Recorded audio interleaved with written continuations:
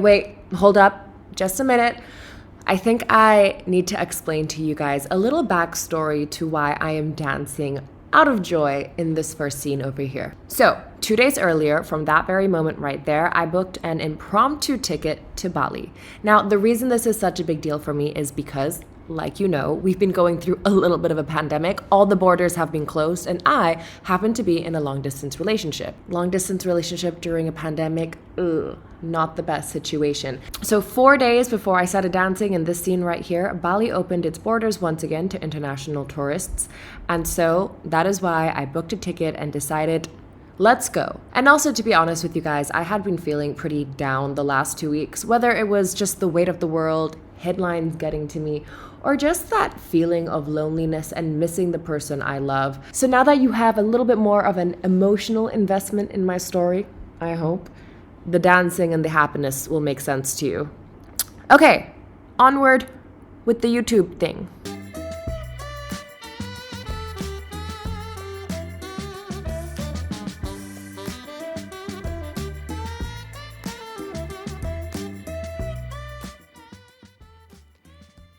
Singapore actually has vaccinated travel lanes with over 25 countries already, so the airport was pretty busy when I got there.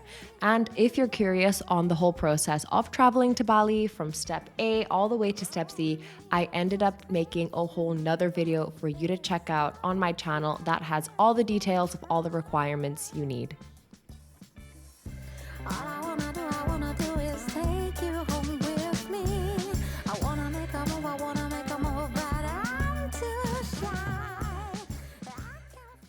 I'm so excited. Just checked in. The room is immaculate. The vibes are popping. Yes, it's just me, but I got a little music playing. And yes, now I'm gonna wait for my boyfriend. Should I hide and surprise him? No, that's too much effort. This song is about you.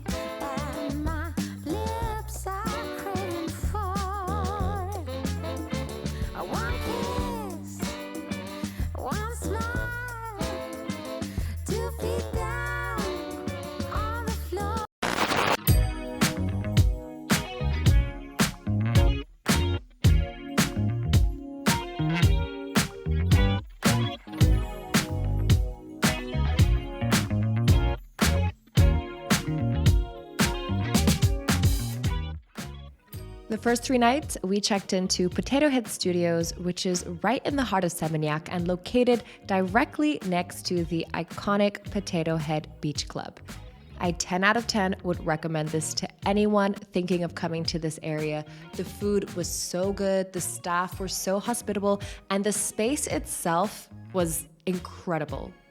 Now, even though it's photogenic from every angle, no matter what time of the day, the one thing I really do appreciate about Potato Head Studios is its strong sustainability pillar. The structure of the hotel itself is made with greener materials and more recycled materials, and you can also see it all over the hotel. They have a zero waste and zero plastic policy, and it's obvious in the rooms and the amenities and the spaces, and it's just little things like that that I really do appreciate in this day and age.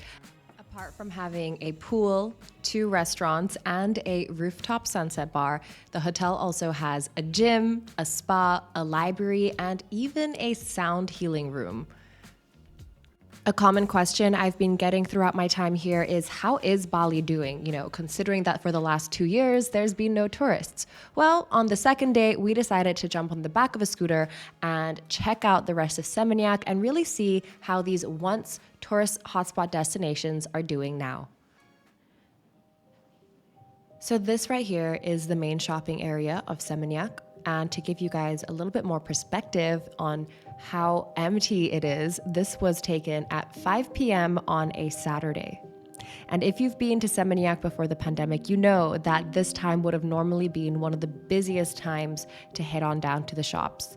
I'd say just from my observation that only 30 to 40% of the shops have survived, and the labels that did make it were international brands or fashion boutiques that I think were able to survive because they have an online presence. A lot of the small cafes, restaurants, and little hotels unfortunately did not survive, and you guys can just see from the footage, there's just a lot of vacancies. The whole atmosphere of the place is really eerie, and it's really sad because seeing it like this makes you understand the real devastating effects the lack of tourism has made on the local economy.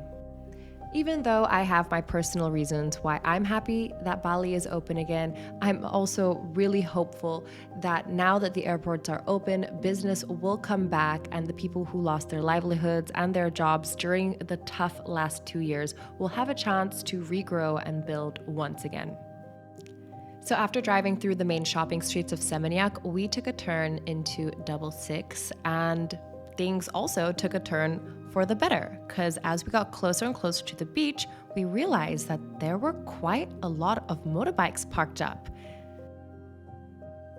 The sun was setting, and we decided to also park our bike, pop off, and head on down to the beach to see what the fuss was about. And I gotta say, I was not expecting to see what I saw.